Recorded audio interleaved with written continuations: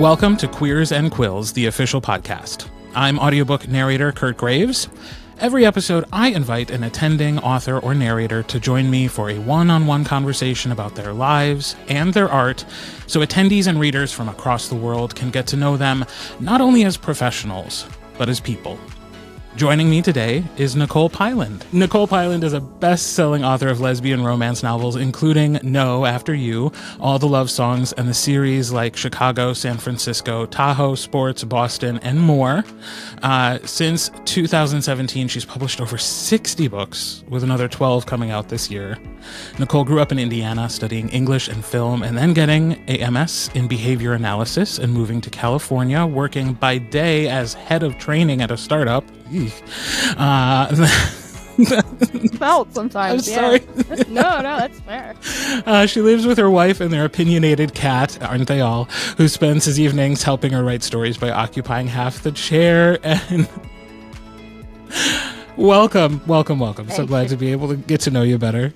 Thank you. If you hear the opinionated cat, I apologize. He's probably I'll in the be disappointed hallway. if we don't at this point. Yeah, he's a yammerer. So that's actually very sweet. I like that. He's also 19.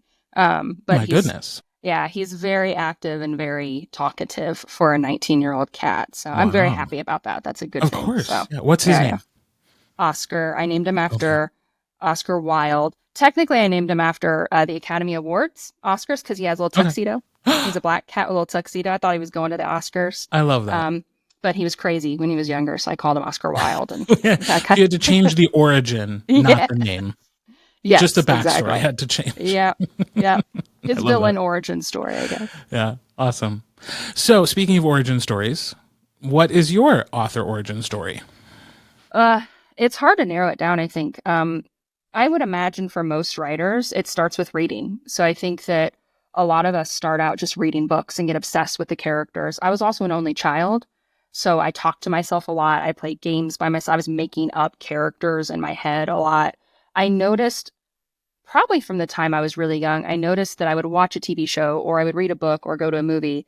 And because I used to go to movies back then. But I noticed I would keep telling the stories of those characters. So whatever happened, the events of the movie, I would invent more things. So kind of like my own version of fan fiction, but I didn't know what fan fiction was then.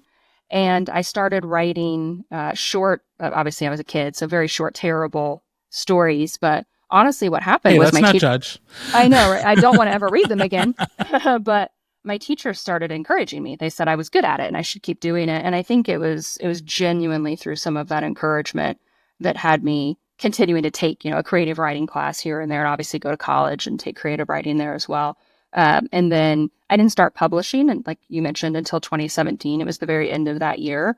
And my wife got the idea to self-publish, and I had my job at the time, and I thought, okay, nobody's going to want to read this, but try it. And it worked, and it took off, and now we're here lots of books later. Why did you think nobody would want to read it? Every writer, I think, thinks that at some point, every book that I write, still to this day, I think, is anybody going to want to read this? Honestly, fan fiction helped a lot. I actually started writing fan fiction. I was in my 20s at this point, but people were giving me really positive feedback on the various fanfic sites I was posting my stories. And I thought maybe I'll try it with an original character, an original story. And I shared it. My wife and I were dating at that time. And I shared it with her and she liked it. And I was like, okay, well, she's biased, but one person likes it. I was going to say, you were dating. She has to say she has to like it. If she wants to seal the deal. I know, right? But we had made an agreement that we would try it. I had several books written already, I think 6 or 7 at that point. And so she said, let's publish two kind of different books. And we published them literally within 2 days. And we thought, let's just see what kind of feedback we get. If nothing happens, I have my day job. She just moved here, so she will go get a day job, the whole thing. But it worked out really well. And now we just keep publishing. And this is what she does full time. So she's my editor, my cover designer, the business side of things. I write the books, I do the social media and stuff, but pretty much everything else is her. That's her full-time job. Yeah. I have a million questions about working with a spouse. That's okay. Usually people do. Maybe we save it for the bar. Sounds fair. Honestly, though, we talk about it a lot. I think our relationship has grown because of our business relationship. We have had several conversations over, I want this to be here, or the cover needs to be a certain way. But at the end of the day, I think we always come to an agreement. Like every time we come to an agreement, and I think we've gotten a lot better. But yeah, it works for us. I imagine it wouldn't work for everybody, but it works for us. Right. So how far back do we have to go before we start seeing queer characters in your work? Like, was it from the very beginning with the fan fiction, or once you started writing novels? Where did that come in for you? That's a good question. So I usually, like, when I think back to my writing journey, I was writing, I didn't know. So I'm bisexual. I didn't know I was bisexual until my mid-20s. And so when I was younger, I was writing, I wouldn't call it romance initially, but some of the stories had romance in it, and they were straight characters. And what's so funny is I would never finish them. I know. So like I would start writing a whole story and I wouldn't finish it. And once I started to kind of like come to this realization, I was watching my fanfic stories, were my first sort of like, can I even write anything like this? And I wrote a novel-length fanfic story, Quintana from Glee, in a weekend, literally like 4 days. I just kept typing. I didn't stop. I posted the first chapter, and it was sort of similar. It was like, if people hate it, I delete it. If people really like it, I'll keep posting. And then I just kept going. So fanfic was where I started writing the queer story, so to speak. And it was Glee first, all Quintana, and then I wrote Clexa stories. So that's where it started. And I finished those. And then I finished my first, original novel. And so I like to sort of think of my origin as, writing these types of stories as almost like my own self-discovery. It was right around that same time. Yeah, very cool. And I imagine the degree in behavioral analysis eventually paid off. I mean, as you were analyzing this behavior and being like, it did, yeah. I also say I get to use it in my writing a lot. So it's sort of, and in my day, which I quit my day job a little bit ago, but in my day job as well, I was constantly using the things that I learned, hopefully to become a better trainer, a better leader. I have, had large teams. And so it was really important to me to be the best leader I could be for them, and using what I could learn. And that skill set, I think, just made me better. Yeah. What a great creative outlet when your job has so much stress. Well, I shouldn't guess. I am assuming that job came with a lot of stress. It did. Yeah. It's why I made a face when I read it out loud. I think there's I'll just be very short here. I think there's good things about working in tech startups. I do enjoy them. I enjoy them initially, especially like that first, I get in pretty early. So like that first period where you're in there early and everybody's just problem solving and coming together, and it's, this team effort. And then you get to the grind, and then you get to the bureaucracy and those inevitable steps that I think most businesses as they grow go through. And there's usually like a state where I just go, I'm done.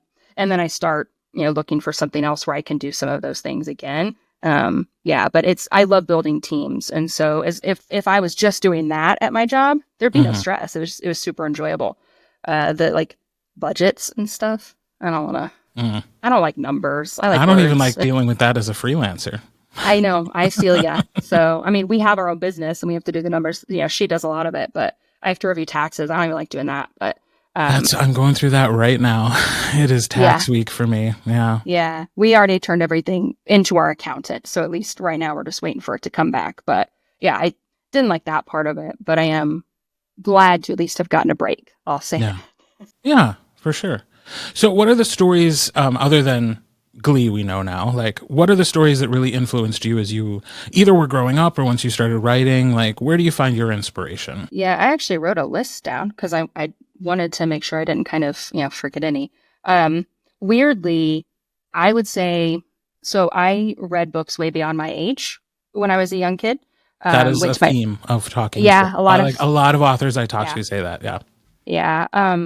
And I probably was reading way too far ahead of where I should have been. However, I remember reading books about the Holocaust when I was really, really little, and grew deeply fascinated in trying to understand like what happened and why and all of that. Obviously, it's unfortunately relevant now. But I remember being very young and reading The Diary of Anne Frank. And that book really resonated with me. And I think a lot of it was because, before she even is hiding away, she's feeling sort of alone and she wants to move to Hollywood, but she also wants to be a writer. And there's this other book called Tales from the Secret Annex that it's like a compilation of her short stories and things like that.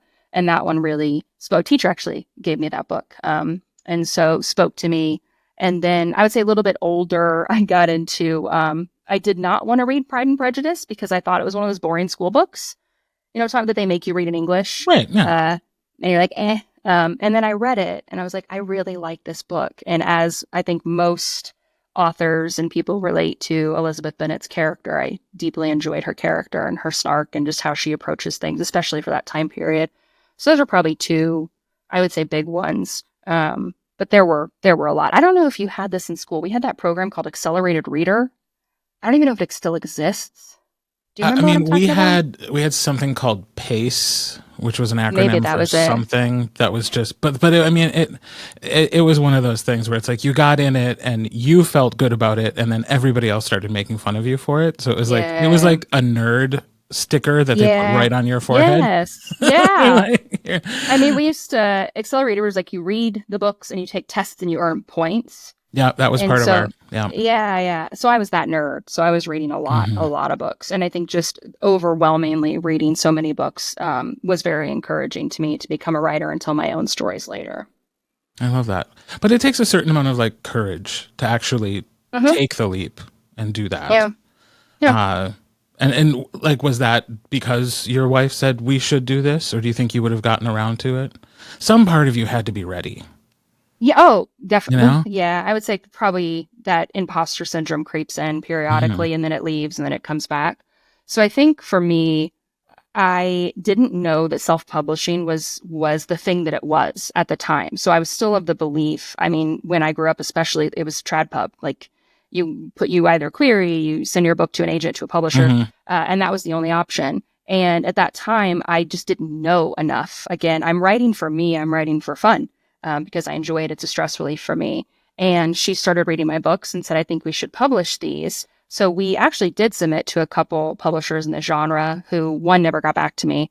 One did and said, it needs some more edits. If you edit it, I'll take a look at it. And they did, but I sent it to an editor and I had the editor take a look at it. We resubmitted. They said it didn't fit into their schedule. I said, okay, cool. The deal that my wife and I made, we were walking down the street, and the deal that we made, she said, if they say no, can I try to self-publish it? And I said, okay. And that honestly took the pressure off me because it was just like, we're making this deal where she believed enough in it. She's like, if I learn it, so you don't have to, I'll learn all the stuff that I need to know. I'll format it. We'll do all of the stuff and then we'll post it. But if I learn about it and do it, can I self-publish it? And I said, sure. And I honestly wasn't 100% sure she would go through with it, that it would be as easy as it was. And it's still difficult, to be clear. It's not easy. For sure. But easier than I thought it had been and that it would be. So it was really, I think, that step of I needed her help and her support, primarily because, to be honest, she just moved here from Ukraine. We had just gotten married. We had moved. I was starting a new job. It was all of that. And I was like, when am I going to have the time to do or learn any of this myself? So she took the burden of figuring out, and she did. And it's about 7.5 years later. So wow, that's really cool. I love that. Yeah. So if somebody was coming to your work for the very first time, where would you point them? Like, start here.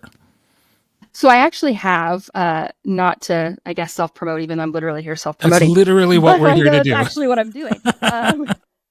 My website, which is just NicolePyland.com, actually has a reading order because I have so many books. I have a lot of series, and those series can be connected at times. So I generally will start people off. It's kind of like a little path, and you can go from here to there. But I also write in some subgenres. And so some people might like, I wrote a book about time travel. Like there's time traveling lesbians, and that's Future Wife. And they might want that one, but they might not want a friend connected series. And so I usually tell people a few different options. So Future Wife is one. Timeless, that just came out at the end of the year, which is contemporary but historical. It's a reincarnation romance, like a couple reincarnating over time. And then All the Love Songs, which is the first book I published. It seems to be a favorite. It has a neurodivergent main character that people really enjoy that story. And then I also will tell people, if you're not quite, all my books are on KU, by the way, so people can just read them from there if they want. But if they're not quite sure, if they're like, I don't know if I'm going to like your style or if this is my jam or not, I have a book called The Meet Cute Cafe, which is actually connected shorts. It's like 8 shorts. So if people just want to, read about, 10,000 word story and think, this is good for me, this isn't good for me, whatever, then they can keep going if they want to from there. I love that. Was that conceived as a project or was it Yes. shorts? Okay. Yep. That was smart. I threw my back out. It was right around the holidays, and I threw my back out. And I thought I literally have a notebook right there, but I had my notebook, and I thought, what can I like write while I'm literally lying in bed and able to move? And I came up with this idea of these connected short stories in this cafe, and all these different couples falling in love. And then when I actually published it, I started thinking about, well, if somebody just wants to get to know my style a little bit, but they maybe don't want to invest a lot of time in a big old novel, they could try that one first. That's really savvy. That's savvy. I like it. I like it. Okay, so now that we've gotten to know a little bit more about your work, we have a game so we can get to know just more about you. Okay. Are you ready to do that? Yeah. Are you good? Go. Okay, so yeah. I'll give you my little blurb about the game here. So the rules of our game are simple. I have a deck of cards, and on each card is a question. These questions aim to learn more about you. Some are biographical, some are hypothetical, some are just silly. But I'm not picking which questions you will answer. Fate is. I will deal 3 cards every round, and you choose one. Whatever card you pick, you agree to answer. You have a couple of options if you don't want to. So if a question comes along that you don't want to answer, you have 2 opportunities to switch things up. You can turn the tables on me one time, forcing me to answer the question. Or you can also discard a personal question in favor of answering a bookish question from the white deck. Oh, there's 2 decks. But then you have to answer the question from the white deck, whatever is dealt. And you know, some people, they have opinions about books. I know. So I have some, so I get it. Yeah. So, yeah. So, ready to go? I suppose I am, yes. Deal my first round here. We'll see, is it hypothetical, biographical, or just silly? We'll find out. So, card 1, card 2, and card 3. Which do we choose? I'm going to go with 2. 2. Oh, who is your favorite hero of fiction? Favorite hero of any fiction? It doesn't have to be book? Fiction. Yeah, this did not come from the white deck, so I guess it can be from anything. So my favorite hero, I would have to say, is Buffy the Vampire Slayer. Excellent choice. My favorite show of all time, still to this day. But she also meant it. I was a teenager when Buffy was on TV, so it was very appropriate to me. I was in high school dealing with the things she was dealing with, so it's also very personal. The vampires and the demons and stuff. As you know, yeah, the robot demons, all of them, the zombies. It was tough. It's standard tough high school stuff. It was tough growing up in Indiana. Let me tell you. As a child of the Midwest, I feel that. You get it. Yeah. Awesome. All right, second round. Here we go. 1, 2, or 3? I'm going to go with 3. Question 3. If you could change one thing about yourself, what would it be? Oh, that's tricky. So I have many things, but I think ultimately I can sometimes jump to defensiveness, especially I notice that in work meetings when I disagree with people. And I wish that I could pull that back a little bit and kind of allow for more conversation, be open-minded and not immediately try to defend my points. I think it's gotten me in trouble a few times. And it would probably allow me to learn a lot more if I didn't do that as well. Yeah. I like that. That's it's one of those things that the older we get, the more we kind of start to recognize those things in ourselves. Yep. But it takes some self-reflection. That's very astute. I like that. Okay. Next round. Card 1, card 2, or card 3? Let's do card 1. Card 1. Okay. Here. Dang it. Yep. Should have gone with 2. How would you like to die? I mean, in my sleep, I think, peacefully. Is that not how everybody wants to go? Do people want to go differently? Yeah. I always say that I just whatever it is, I just want it to be quick. True. I don't want a long, drawn out. Yeah. No, that's fair. That makes sense. Yeah. I know that's rough on the people who are left behind, but for me as the person, I just don't want You're to like, I'm going to be a little for selfish. that long, you know? Like, Yeah. hit me with a bus, or, you know, if it is just like a random like heart attack or aneurysm one day that takes me in my sleep, like great, as long as it's like super quick. I didn't spend years dreading the outcome, you know? For sure. Yeah. Sneaky. You got me to answer the question. All right. Card 1, card 2, or card 3? Let's go back to 2. Okay. Oh, which words or phrases do you most overuse? Gosh, there are so many. And as a writer, you are probably hyper aware of them. Yes. So the book I'm working, probably the past 2 or 3 books I've been working on, I've noticed even though is this phrase that I keep repeating, even though, and I'll change it up to like, despite, where that's appropriate. That drives me nuts. I'm trying to say not the common ones like just, which I think we all probably say and overuse. At this point is one that drives me batty. I use at this point a lot.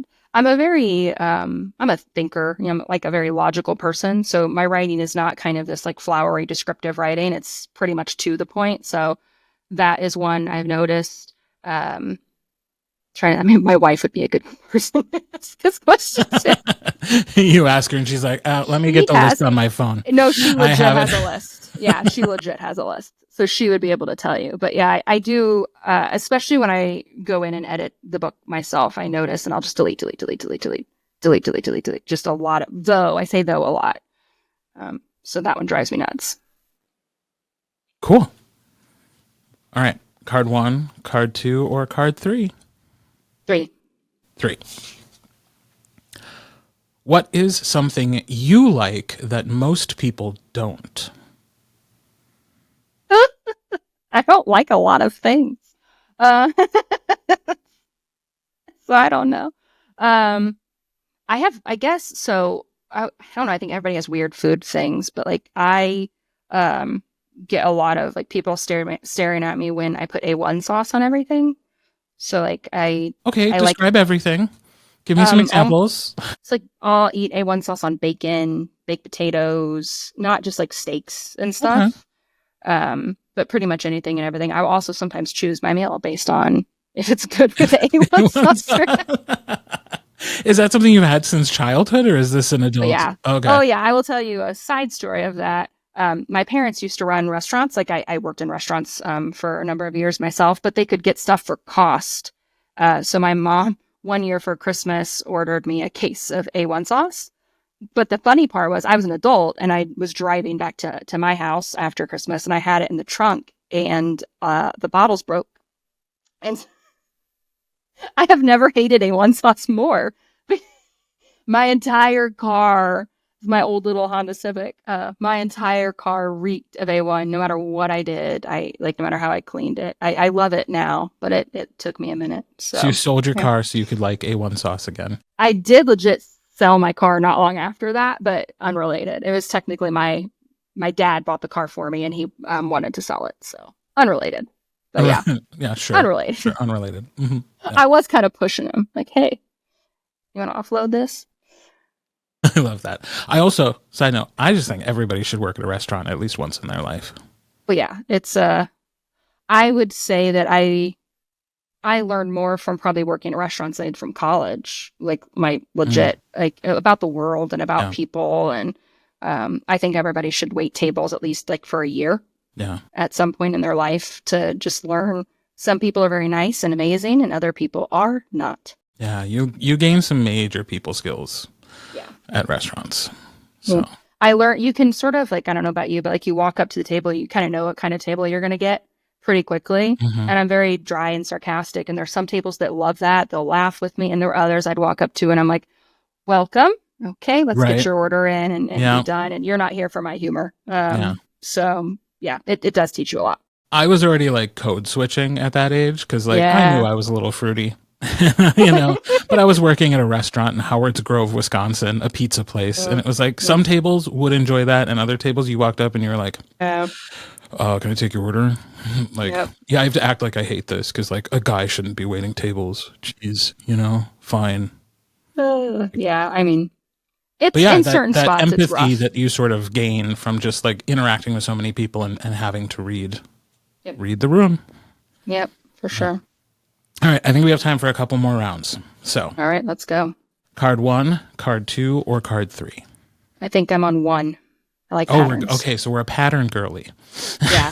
Well, I am neurodivergent, so that's probably where that comes from. There we But go. yeah, I think we're on 1. Yep. If you could be guaranteed one thing in life besides money, what would it be? I mean, can I be sappy? I would just say like my wife, like that we would maybe like be deceased at the same time, so that neither of us have to, be without the other one. You know what I mean? That's good. I might get some points for that one. I'll have to watch this. Honey, part come listen to this podcast interview. Just I did. this part. She could probably hear me now because she's in the office behind me. But yeah, But she didn't hear the question. She just knows that you said, that's true. "Can I say my wife?" Oh, she's probably freaking out right now. What's she talking about? I will tell her what I said. But yeah, I would say if I could have a guarantee, that would be what I would want. Awesome. Okay, here we go. Last one. Card 1, card 2, or card 3? Card 2. Card 2. Which band or artist, dead or alive, would play at your funeral? We're talking about death a lot in this episode. I know. What is that about? An accidental theme. Oof. It's so hard because there's just like a general artist and then there's like a song, and I don't really want a sad funeral. I'd rather like rock out, like everybody just have fun, have a giant party. It's so tricky to answer that. So part of me, if I'm like, I really want people to rock out, like probably my favorite band from when I was younger was, and still to this day is, up there for me is Queen. Okay. Like, so get them all back together though. Yep. The originals, right? Bring back Freddie. And just rock out. We don't accept Adam Lambert as a replacement? He's great. He can be there as well. But if you said dead or alive, like, let's just bring them all together. Okay. Yeah, fair. I do think he is the best person to replace Freddie Mercury. Like, he's done a fantastic job. So I would probably say Queen. It's also my best friend's favorite band, so she'd have a great time. She's still alive and kicking. That's so sweet. Yeah, she'd have a great time. Then everybody just have fun. May we all plan our funerals so our best friends can enjoy it. So my best friend and I are pretty strange. I would say most people find us strange, but I think that like we've always joked about our funerals and stuff. Like she said, we would like do that thing where we pay some random stranger to just dress in all black and like stand far away. So people are like, oh my God, what was Nicole up to in her life? So like we joke about that stuff. I love that. Well, you didn't have to take any of the outs. You answered everything proud of myself. Yeah. Truthfully and without reserve. So I think people, including me, know a lot more about you now, and that's really exciting. I hope that's good and not bad, but... So thank you, Nicole, for joining me for the podcast, and we will make sure that all of your socials and website are available for folks in the show notes. And thank you, listeners, for joining us for Queers and Quills, the official podcast. If you're already signed up to attend Queers and Quills, make sure to say hello to me and to Nicole at the Oregon Convention Center in May. And if you're not, follow Queers and Quills on Instagram to follow along with all the fun this year and get updates about ticket availability in the future. And once more, Nicole, thanks so much for taking the time. I really appreciate it. Thank you for having me. I appreciate it. So until next time, I'm Kirt Graves, and I hope you're having a very gay day.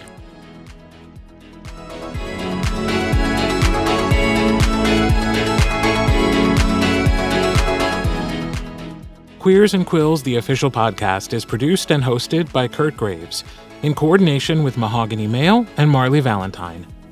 All copyrighted material is shared with permission. Music and sound effects are licensed through Storyblocks Audio. All opinions shared are those of the individuals and do not reflect the positions or policies of any company or organization with which they happen to be associated.